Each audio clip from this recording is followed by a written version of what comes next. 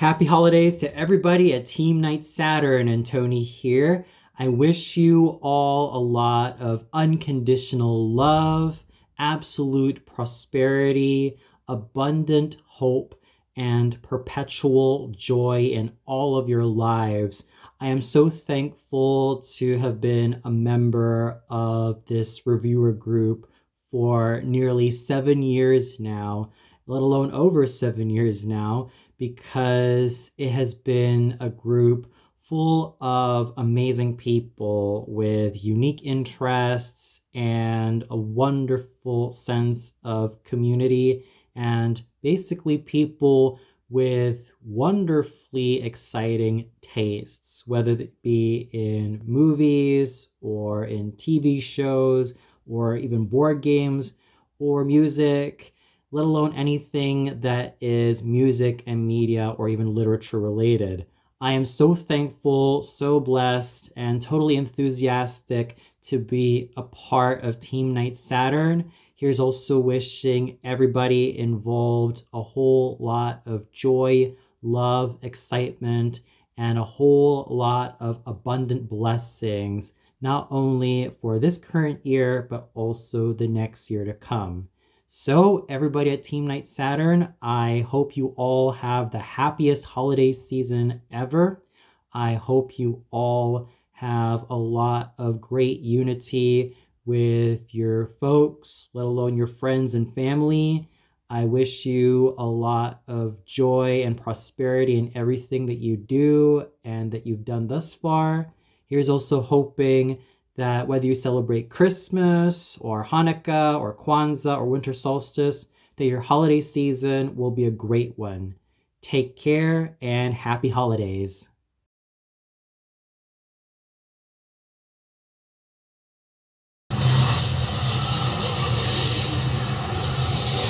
Our story opens. Just a second, Buster. Animation is my thing, But it's a live action show. but over half of it is animated. I call dibs. Right, listen up, you refugees from a glue factory. This is my show, and I say enough! This show deals with magical forces, and I believe that is my purview. But let us not squabble like drunken orcs. I propose an arrangement. You deal with your material, you deal with yours, and I'll deal with the magical stuff.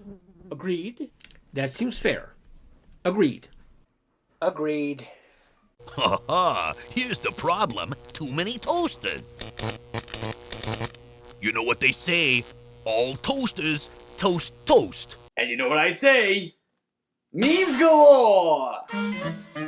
His rendition of Stille Nacht, Heilige Nacht was absolutely beautiful, and it was a truly phenomenal experience to listen to him singing this Christmas carol. And he also did a whole lot of justice to other popular Christmas carols, such as O du Fröhliche, Es ist ein Ros entsprungen, herbei, O ihr Gläubiger, in which you all know in English as O come all ye faithful. In Dulci Jubilo, leise rieselt der Schnee, in which he was able to use a lot of shading and nuance to make this Christmas carol absolutely lovely to listen to. And Süßer die Glocken nicht klingen. You can't even use your health items on him like you can Ashley in RE4. Besides, what did Enrique say earlier? Lucas, he is just like me. I feel sorry for him. If he is still useful to us, let him live. And assuming he's the only one who really knows how Salacia works, wouldn't they need him alive? Yet the damn guards are trying to kill him? What? And the biggest question is, why the hell is Brett not screaming in absolute torturous agony every time he physically twists, distorts, and stretches into a goddamn car? What does he run on? Does he need regular oil and fuel? And if he does, what happens to those deadly fluids when he transforms back into his human form? Why does he transform into the car when he's hot and turn back into a human when he's cold? Why am I asking these questions? It's because the writers never did.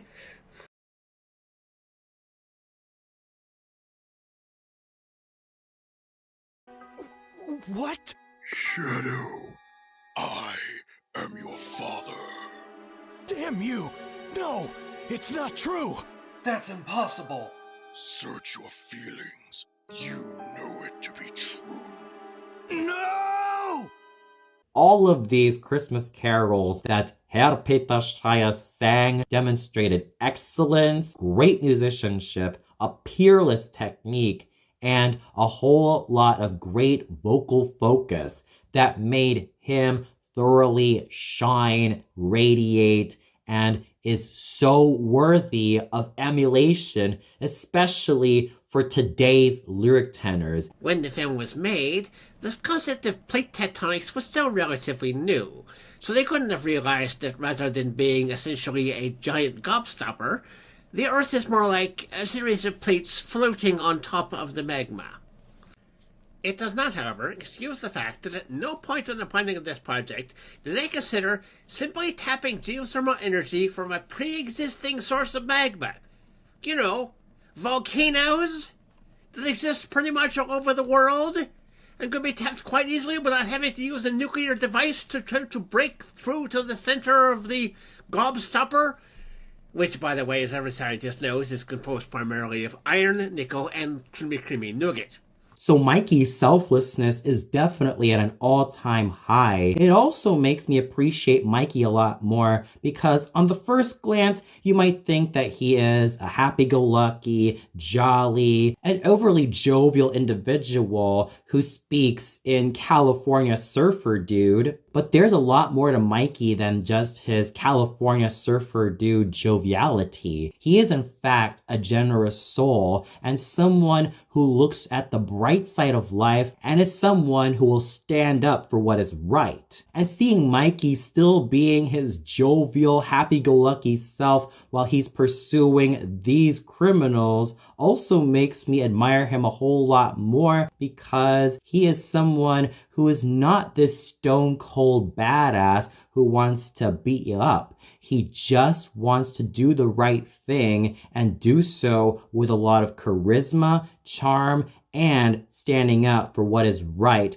not only for his family, but the people that he considers to be his good friends. That's right. We have platforming in a game that wasn't designed for it. It's too hard to judge distance. The camera doesn't always give the best angle, even when you can adjust it, and if you fall down, you have to go back up and try again while fighting two goons off. This is not challenging, this is really freaking cheap.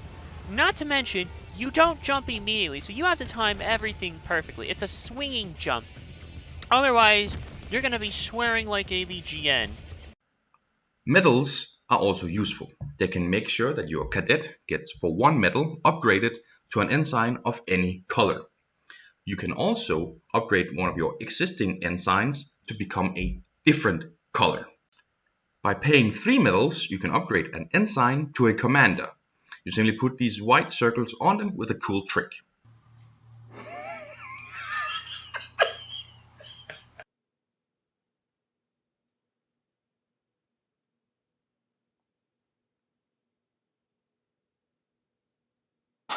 That was easy.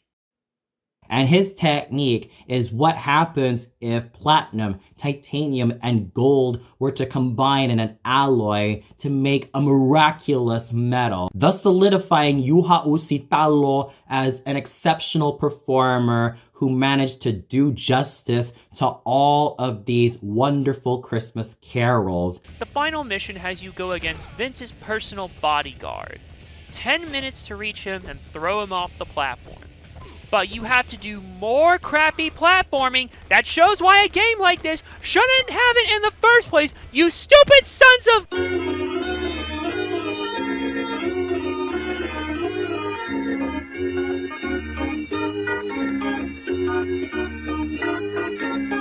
On top of that, her little moment with the Silver Sentry was a whole lot of fun, expositing that this was quite the fun ruse that she pulled off on Raph and Casey, and attempting to reward the Silver Sentry with her homemade double chocolate chip cookies. At first, the Silver Sentry politely refuses her reward. But in a really cute moment, he insists that he might as well have the cookies because he really likes them. And it also shows me right there that underneath all of that virility, muscle, and super strength is someone who is quite a jolly soul and someone who has a soft side to him that made me also love the Silver Sentry so much as a character.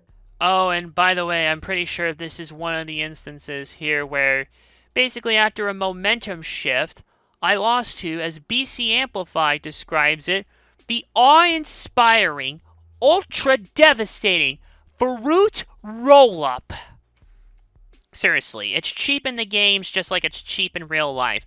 And just when you think you've won, by the way, Jordan and Heidenreich attack you both, and the match gets thrown out by their rule.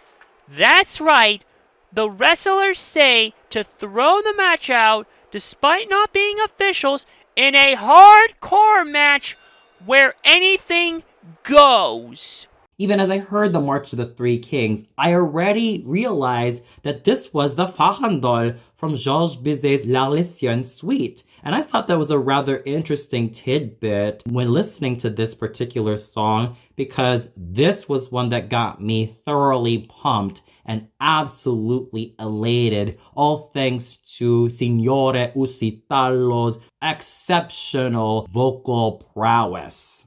And that is 2-player arcade mode. Hey dudes, did someone say arcade mode?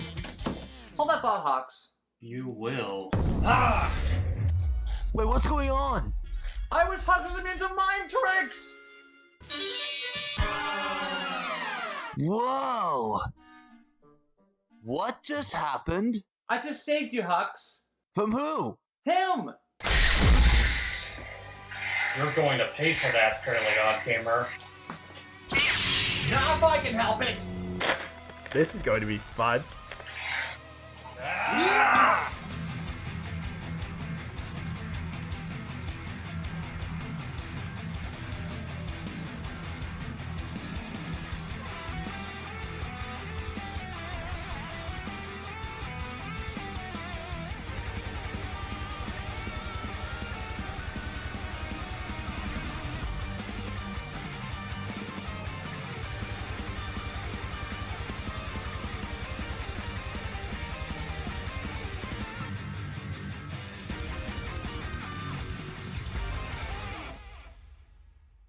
So, who won?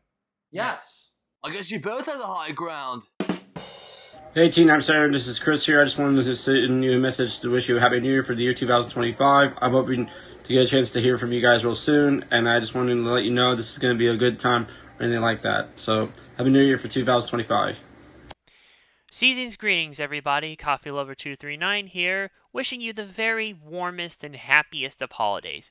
Christmas, Hanukkah, Kwanzaa, Chanukah, Festivus, which doesn't even just have to be celebrated at this time specifically. It always seems to be celebrated year-round, no matter what. But I gotta include it anyways because long live Seinfeld.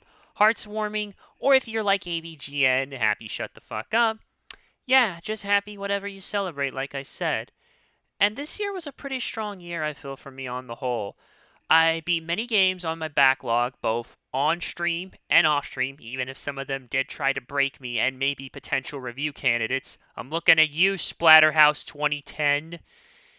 And I'm very happy with a lot of my videos and how they turned out. And yeah, I mean, I feel like I got a lot of good stuff done this year. I reviewed every major WWE GameCube game. I reviewed both of the Aki Ultimate Muscle games for the 6th generation and Rumble Roses. What can I say? I love wrestling games, and I got a whole lot more of those planned. I got my feet wet with Switch reviews in Cruise and Blast. I finally got to tackle the infamous Plumbers Don't Wear Ties thanks to the Definitive Edition re-release. I completed my magnum opus of reviews in, at least so far, in Death by Degrees, which I'm very happy with how that turned out. And that might just be my favorite review I've ever done. And also, one of my favorite videos on the channel, aside from my Maximum Tune retrospective. I also reviewed every major narrative-driven Tony Hawk game in Underground, Underground 2, and American Wasteland. I reviewed the last of the Dead or Alive Extreme console games, again, on the Switch. Let's see. I also did review Tony Hawk's Project 8, which reviewing the narrative-driven ones was my reason for building up so I could eventually tackle Project 8 proper, because I thought it would only be fair if I cover the 3 games that come before it and how it led to that point. I reviewed both of the Capcom GunCon 2 Gun Survivor games, at least the ones in North America that got released, Dino Stalker and Resident Evil Dead Aim, and I checked another notch in my Time Crisis belt when I reviewed Time Crisis 3. So I didn't get quite everything done I wanted to. There's still 2025. And with 2025 being my 10-year anniversary of doing reviews proper on YouTube, at least for game stuff, all I can say is stay tuned, ladies and gentlemen. So, happy holidays, Merry Christmas, happy whatever you celebrate, and a Happy New Year. We will see you all in 2025. And, well, yeah, just stay wonderful, everybody, and we'll see you in 2025. Cheers. Now that's refreshing. See you all soon.